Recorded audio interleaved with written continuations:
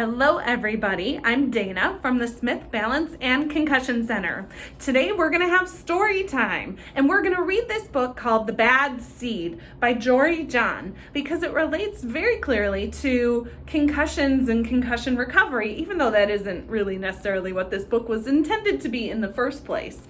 But this lovely book tells the story of this bad seed. And we don't really know why he's bad and so angry looking all the time until we find out that he didn't used to be that way, until he and all of his family of seeds got dumped out of a flower when the flower drooped. And we know that falling is the number one cause of concussions. So after this fall, everything kind of became a blur. So memory and concentration problems are another problem that we can have after sustaining a concussion. And then everything went dark. So this little seed experienced a loss of consciousness or blacking out, which is pretty rare. Only 1 in 10 seeds or people with concussions experience a loss of consciousness.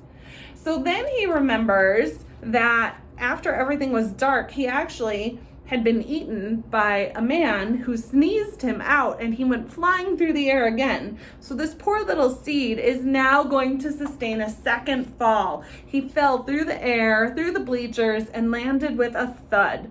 So this little guy has had 2 major concussion fall injuries in a short amount of time, which makes recovery much more difficult and can prolong symptoms even further.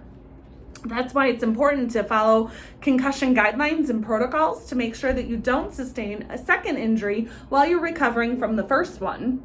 So when he woke up, from the second concussion, he became the bad seed.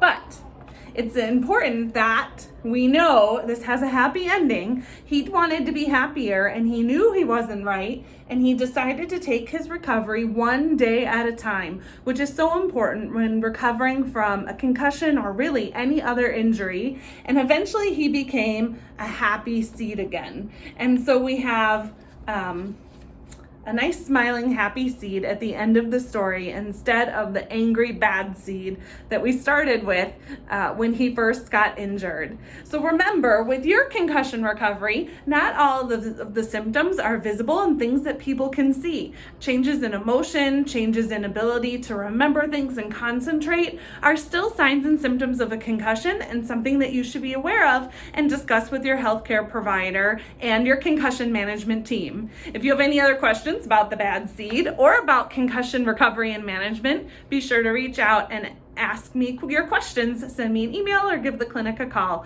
Take care and stay healthy, everyone.